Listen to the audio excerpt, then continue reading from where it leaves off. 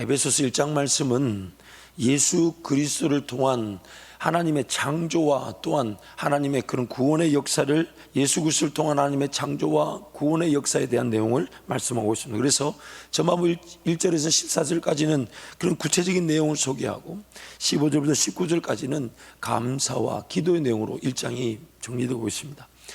이 에베소서 1장 말씀은 제가 이 강단에서 여러 차례 이렇게 말씀을 전했던 내용인데, 오늘은 특히 그 가운데서 우리가 좀 더 이 본질적인 가치에 대한, 즉 우리가 반드시 기억하고 우리 삶에 적용하지 않으면 안 되는 그 본질적인 가치에 대한 말씀을 좀 살펴보도록 하겠습니다. 첫 번째로, 피조물은 창조주 하나님께 절대적으로 의존적 존재입니다. 피조물은 창조주 하나님께 절대적으로 의존적 존재, 즉 하나님이 없이는 지음을 받을 수 없었고, 하나님이 없이는 지음받은 우리의 삶이 건강할 수가 없으며, 하나님 없이는 우리의 삶은 아무런 가치와 의미조차 없다는 것입니다. 무의미합니다.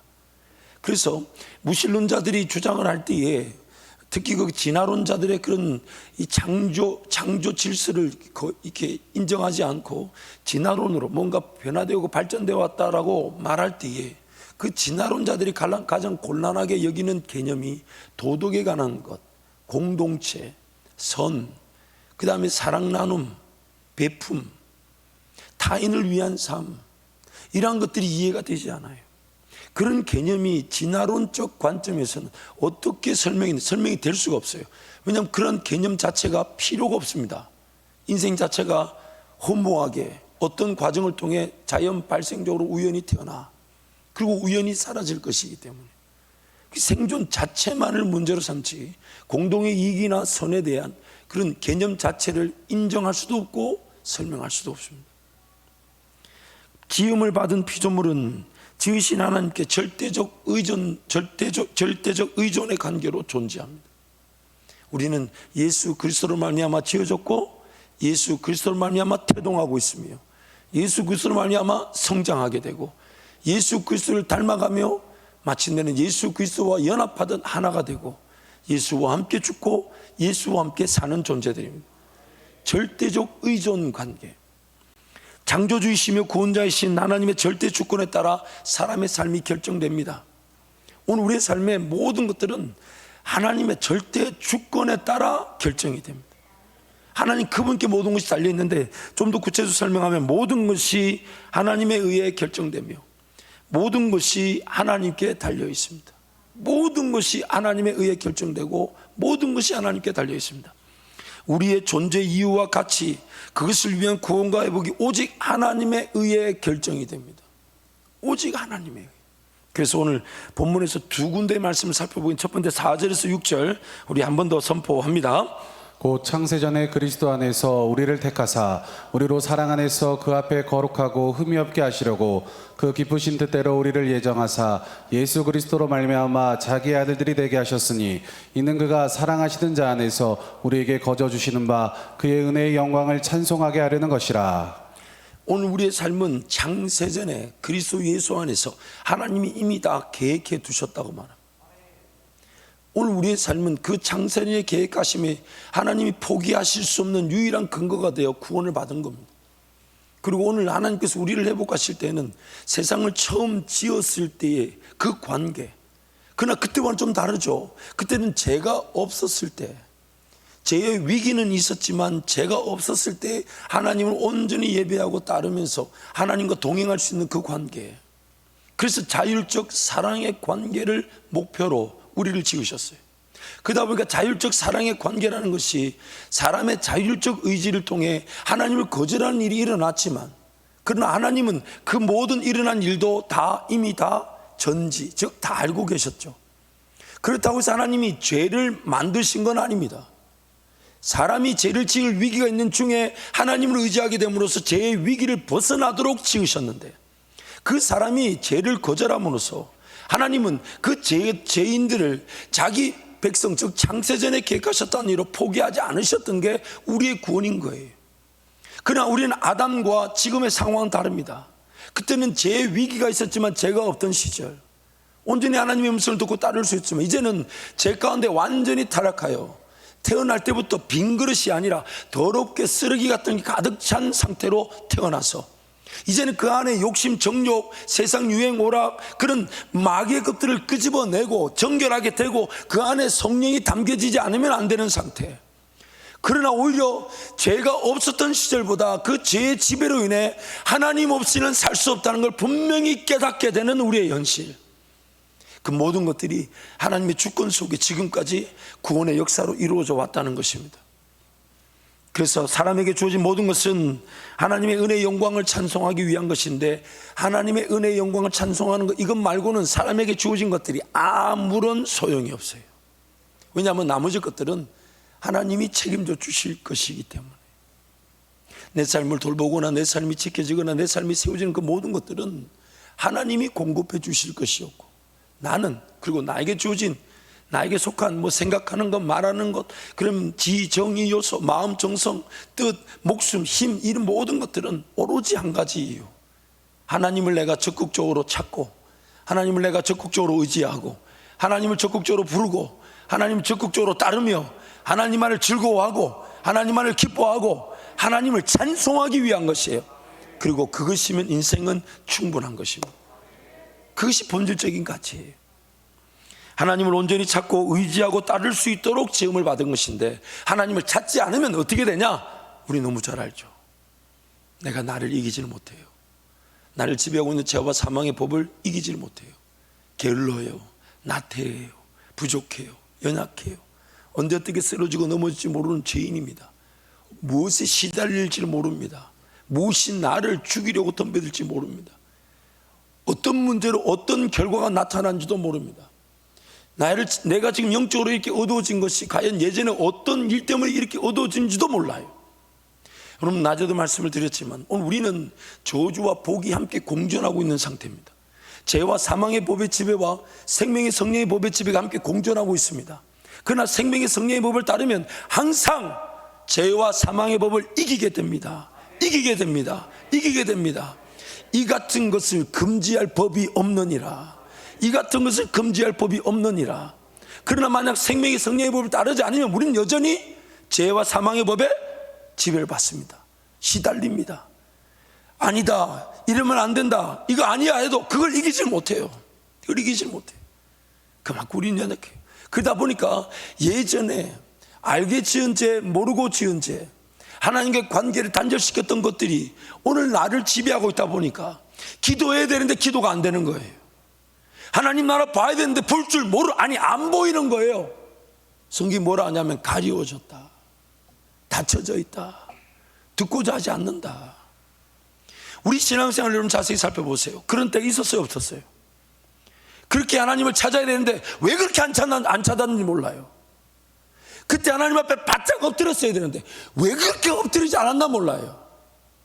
그때 정말 하나님 앞에 기꺼이 내 모든 걸 내가 드렸어야 되는데 왜 그걸 할 줄 몰랐나 몰라요. 정말 내 가진 것으로도 충분히 주님 사랑할 수 있었고 내 삶의 그 자리에서도 주님을 기꺼이 찾고 구할 수 있었는데 왜 안 했나 몰라요.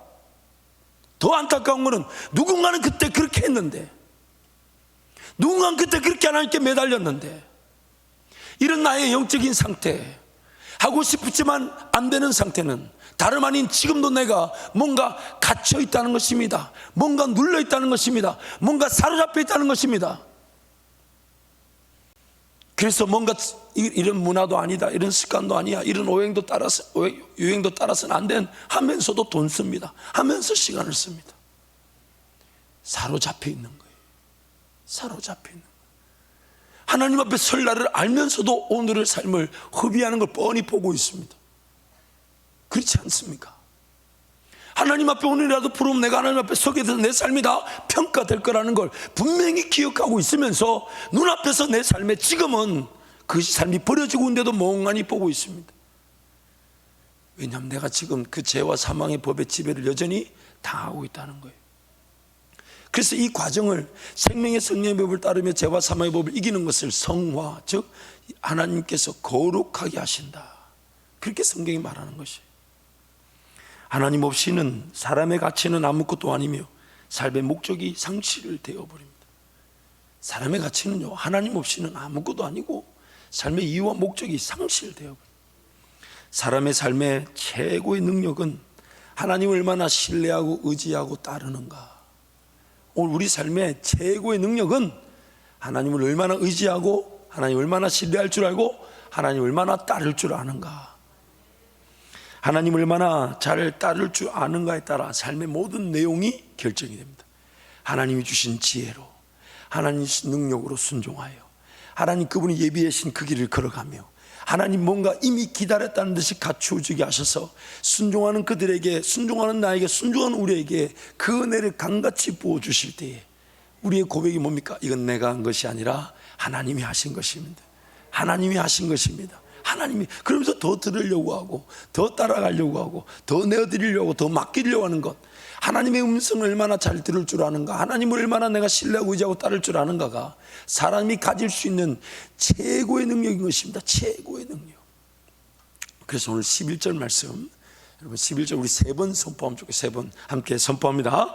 모든 일을 그의 뜻에 결정대로 일하시는 이의 계획을 따라 우리가 예정을 입어 그 안에서 기업이 되었으니, 모든 일을 그의 뜻에 결정대로 일하시는 이의 계획을 따라 우리가 예정을 입어 그 안에서 기업이 되었으니, 모든 일을 그의 뜻에 결정대로 일하시는 이의 계획을 따라 우리가 예정을 입어 그 안에서 기업이 되었으니, 모든 일을 그의 뜻에 결정대로 하시는 이, 모든 일을 그의 하나님의 뜻에 결정대로 이루어 가신다.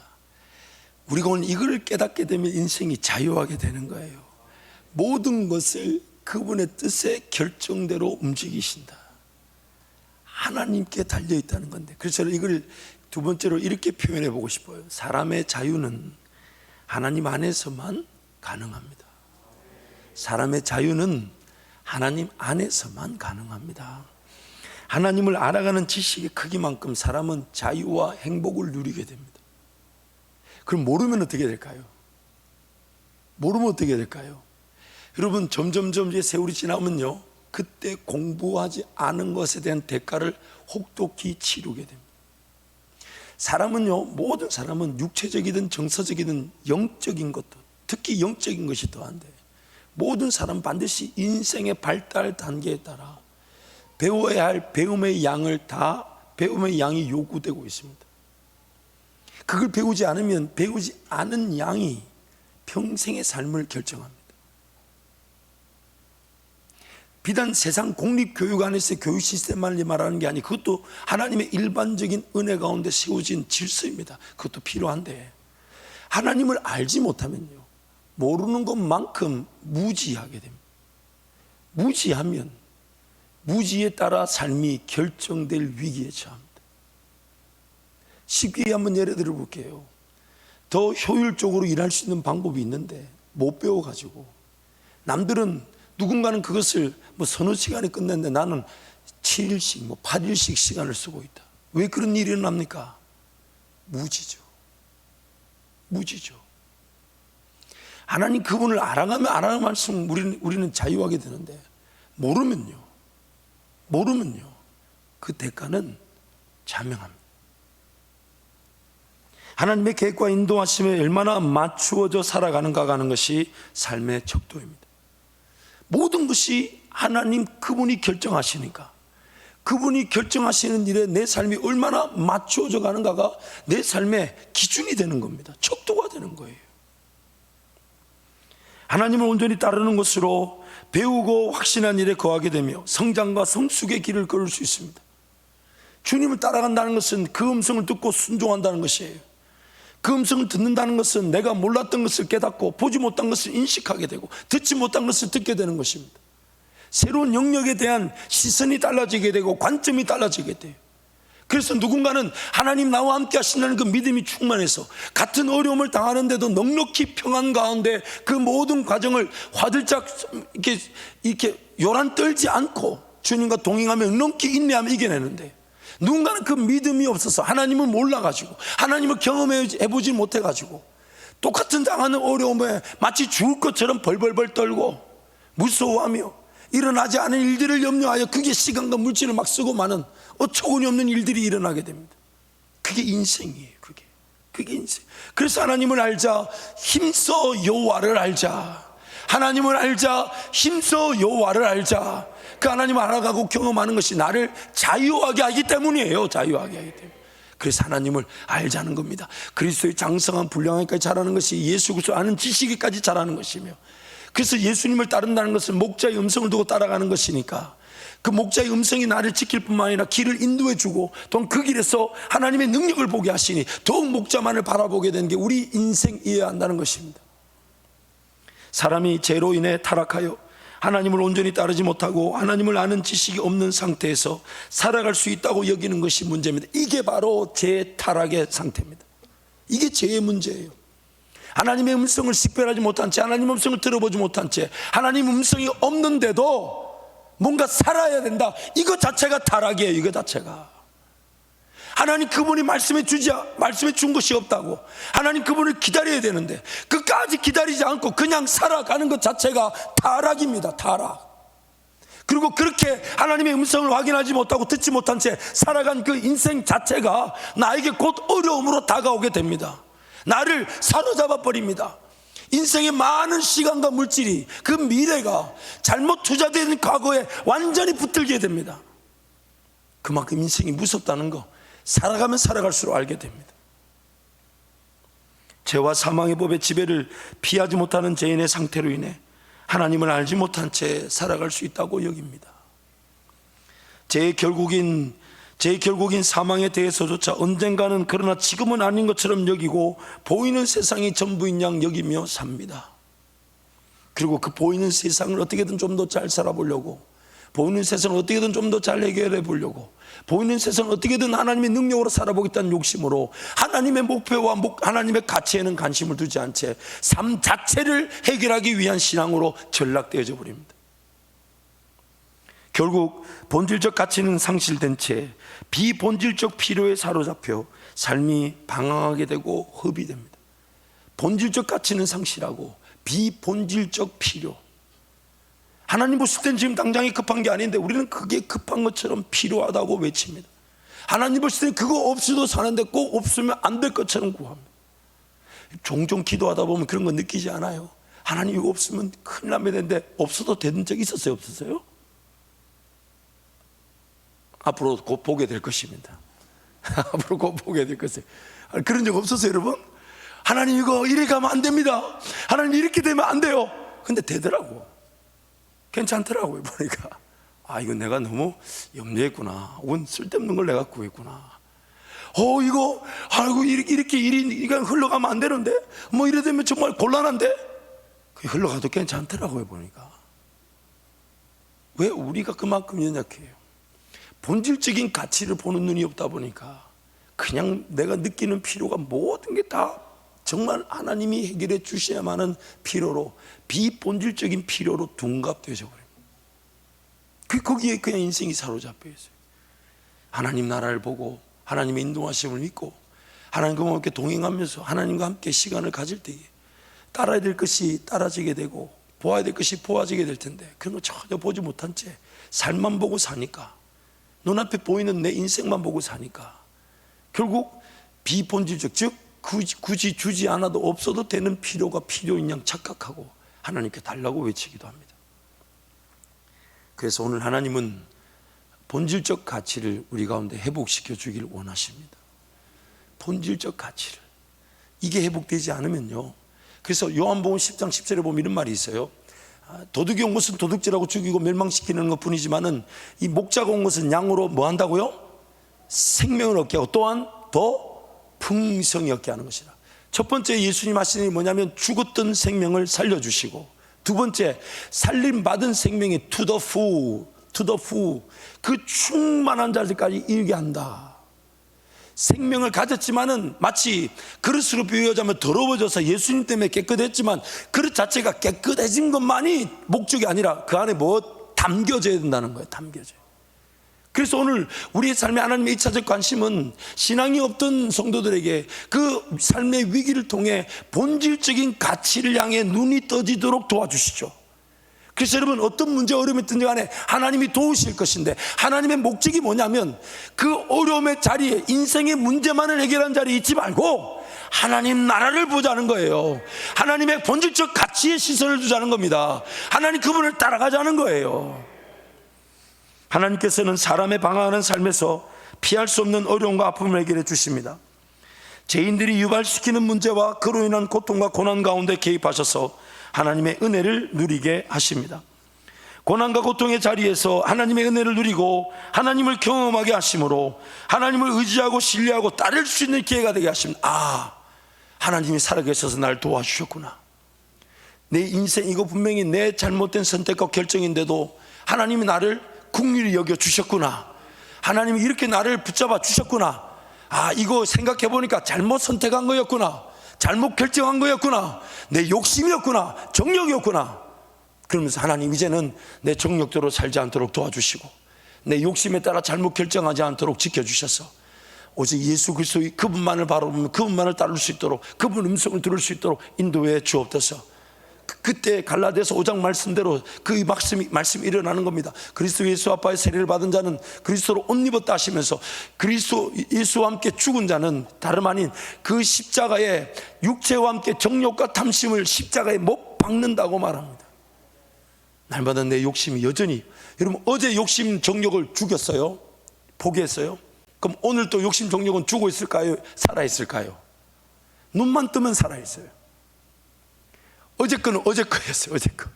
어제 그 일에, 어제 그 결정에, 어제 그 선택에, 어제 그 길에 욕심과 정욕은 기도하면서 절제하고 다스리고 거절하고 포기하고. 근데 오늘 밤에 자고 일어나 내일 아침에 눈을 뜨면 내일의 정욕이 기다리고 있습니다. 내일의 욕심이 기다려. 왜냐하면 상황이 달라져 있잖아요. 달라져 있어요. 그래서 날마다 그리스도와 함께 육체와 함께 정욕과 탐심 십자가에 못 박지 않으면 우리는 자기 죽음을 인정하지 않으면 죽지 않은 내가 나를 죽이게 됩니다.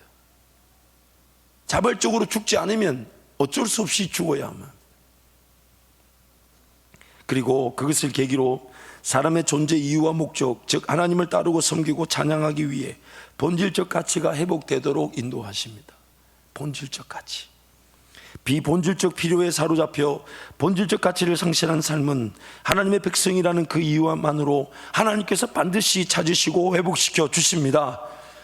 자발적 회복이 불가능한 상태임을 아시고 피할 수 없는 문제와 아픔을 계기로 해서 하나님이 아닌 곳에는 구원받을 수 없음을 깨닫게 하십니다. 그래서 마지막으로 본질적 가치는 하나님을 누리는 것입니다.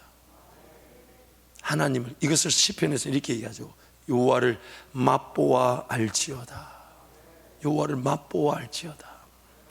하나님께서 사람을 지으신 것은 하나님의 전적 공급하심과 인도하심에 따라 하나님만을 찬양하고 경배하기 위함입니다.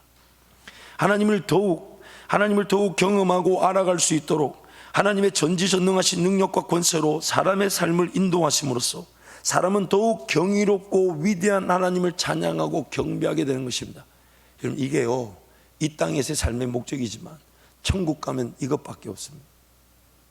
매일 하나님을 발견하고 어제보다 오늘 더, 물론 거기는 시간이 없지만 하나님을 알았던 것보다 더 경이로운 하나님, 하나님을 경험했던 것보다 더 위대한 하나님을 경험할 때 그 영원의 시간이 그 하나님을 영원토록 알아가면서 영원한 찬양을, 영원한 예배를 드리는 게 천국이에요. 더 이상의 눈물과 고통이 없어요. 근데 하나님 그 영원한 천국을 이 땅의 창조를 통해 자기 백성들과의 동행이라는 것을 통해 시작하셨다는 겁니다. 이 땅에서 하나님을 알아가는 것으로 더 행복해지고 하나님을 기대하면 기대할수록 무궁무진한 하나님의 능력을 맛보게 되는, 그래서 그 세계를 믿음의 세계라고 하는 거예요. 그리고 믿음의 세계는 오직 하나님이 선물을 주신 믿음으로만 살 수 있는 것입니다. 하나님의 모든 것을 듣고 보고 깨닫고 얻고 누리고 경험하는 것이 사람으로 하여금 하나님을 더욱 찬양하고 경배하게 만드는 겁니다. 생각해 보세요. 와, 하나님 이런 지식도 가지고 계시네요. 와, 하나님 이렇게도 일하실 수 있네요. 와, 하나님 이런 것도 계획이 필요했었군요. 와, 하나님 이걸 이렇게 인도하시네요. 와, 하나님 이렇게 또 감미롭게 속삭이듯이 다가오실 때도 있군요. 하나님 이럴 때는 또 이렇게 경험하게 하시는군요. 그게 내가 예배할 이유가 된다는 거예요. 근데 그게 없다 보니까 예배가 잘 안 돼요. 단지 지옥 갈까 봐 예배하는 수준에 머물러 있을 수 있죠. 하나님을 따르지 않으면 삶이 어려워질까 봐 달려나와 예배하는 수준이 있을 수 있어요. 뭐가 문제입니까? 하나님을 맛보아할 수 있는 그 은혜를 내가 제대로 맛보지 못했다는 거예요. 맛보지 못했다. 문제는 죄로 인해 타락하여 죄성을 가진 상태에서 하나님을 하나님답게 신뢰하지 못하고 하나님을 알지 못한 채 살아갈 뿐 아니라 하나님으로부터 공급되는 은혜를 사모하며 기대하지도 않아 누리지 못한다는 것입니다. 타락의 상태에 갇혀 있는 것입니다. 하나님의 백성들이 하나님으로 인해 지음을 받고 하나님을 인해 구원을 얻었기에 사람의 삶의 목적은 하나님의 은혜를 얼마나 누리는가 하는 것입니다. 창조되어진 목적, 그리고 재창조되어지듯 우리가 예수를 통해 구원을 받은 목적이 뭐냐면 하나님의 은혜를 누리기 위한 것이에요. 죄가 없었던 시대도 마찬가지고 죄가 있는 지금 시대도 마찬가지. 하나님의 은혜를 누리도록 지음을 받은 거예요. 사람이 할 수 있는 것이 아닌 하나님만이 하실 수 있는 것을 사람이 얻고 누리고 경험하는 것이 우리의 삶입니다. 내가 할 수 있는 게 아니라 하나님만이 나에게 주실 수 있는, 하나님만이 주실 수 있는 그 은혜를 내가 사모하고 갈급해하고 그걸 맛보는 것이 우리 삶의 내용이자 목표이자 전부입니다. 전부. 그래서 하나님을 누린다는 것은요, 하나님을 누린다는 것은 하나님께서 주실 은혜만을 구하고 사모하는 것입니다. 내 공로나 수고가 아닌 하나님께서 그저 베풀어 주실 것, 즉 은혜를 기대하는 것입니다. 내가 받을 수 있는 것, 내가 누릴 수 있는 것, 내가 맛볼 수 있는 것, 그 하나님의 은혜를, 하나님을 누린다는 것은 바로 이것입니다. 하나님을 누린다는 것은 무언가 일을 해야만이 얻어지는 것이 아니라 하나님께서 주실 것으로 채워지는 것입니다. 은혜라고 말하는 것은 아무 행위로 자랑될 수 없고 공로로 인정받을 수 없는, 오직 하나님만이 전적으로 책임져 주시는 그 은혜를 기대하는 거예요. 그래서 전적으로 하나님께 의존되어 있기에 오직 하나님으로부터 주어지는 것으로 채워지는 것이 하나님을 누린다는 것이에요. 그래서 제가 한 5가지로 정리해 봤어요. 첫 번째, 오늘 하나님께서 나에게 어떤 은혜를 주실까? 여러분, 눈을 뜨실 때마다, 하루를 시작할 때마다 내 삶을 지키신 하나님의 계획은 오늘도 호흡을 주신 목적이 있다. 즉 하나님 나에게 어떤 은혜를 주실까? 그 기대감으로 살아가는 거예요. 그 기대감. 그래서 여러분, 하나님과의 관계 중심의 삶이 중요한 거예요. 왜냐하면 이런 생각조차 할 시간 없을 만큼 분주하게 하루를 살아가는 경우가 얼마나 많습니까? 아이들만 봐도 그래요. 벌떡 일어나면 막 일어나라 일어나라 생 난리를 치고, 심지어 막 그 물 뿌리기로 와서 뿌리고. 우리 집에만 그런가요? 그렇잖아요. 그러다 보니까 뭔가 이렇게 삶을 조금 이렇게 계획을 가지고 하나님과의 관계 중심에서 삶이 시작되어야 되는데, 그런 기대감이 없다 보니까 그냥 살아가면서 그냥 허덕거리면서 필요할 때만 은혜를 사모하게 되고 필요할 때만 하나님을 구하는 그런, 이게 구조가 거꾸로 가게 되는, 거꾸로. 하나님이 삶을 인도하실 때, 그래서 부득부득 새벽을 깨우고 그 시간을 구별하고 그 시간에 무릎을 꿇는 이유가 뭡니까? 하나님 나에게 뭔가 오늘 또 베푸실 은혜가 있을 텐데, 만약 그것이 누려질 은혜라면 누려지게 될 것이고, 기도되어져야 된다면 그 시간에 기도되어지게 하실 것이고, 인내해야 된다면 인내하게 하실 텐데, 오늘 하나님 나에게 어떤 은혜를 주실까? 오늘 하나님께서 나에게 어떤 말씀을 주실까? 하나님 나에게 무엇을 말하기를 원하실까? 하나님은 말씀하실 수 있는 다양한 방법들을 가지고 계시잖아요. 기록된 말씀을 통해, 또한 성령의 감동으로 기도 가운데, 또 환경을 통해, 사건을 통해, 또 사람 관계를 통해, 하나님은 다양하게 다양한 채널을 통해 말씀하실 수 있는데, 하나님 오늘 나에게 무엇을 말씀하기를 원하십니까? 하나님, 제가 오늘 들어야 될 음성이 뭡니까? 오늘 하나님께서 나에게 어떤 능력을 보여주실까? 어떤 능력을 보여주실까?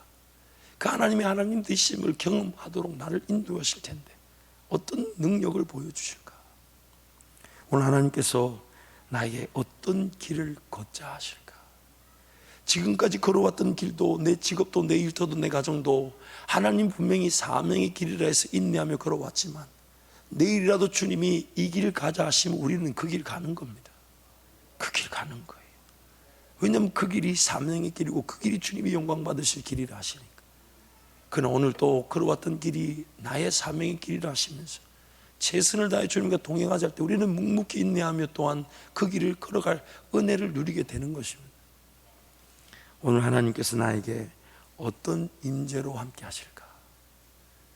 하나님께서 나를 그렇게 내가 원하는 방식이 아니랄지라도 항상 우리는 이러한 사모함, 즉 하나님을 누리기 위해 하나님의 그 은혜를 기다리고 하나님 은혜를 갈구하고 하나님 은혜를 사모하고 하나님 은혜가 아니면 내 삶이 안 될 것처럼 그분을 기대하는 것. 그때 하나님이 그 긴장감과 그 사모함과 그 갈급함을 충분히 만져주시고 모든 것을 그의 선하신 뜻의 결정에 따라 이끄시는 하나님의 은혜로 우리 삶을 이끌어 가시는 것입니다. 오늘 우리의 삶은 하나님의 손바닥을 벗어날 수가 없어요. 모든 것이 하나님 그분의 완벽한 전지전능한 계획과 인도하심과 섭리 속에 돌아가고 있습니다.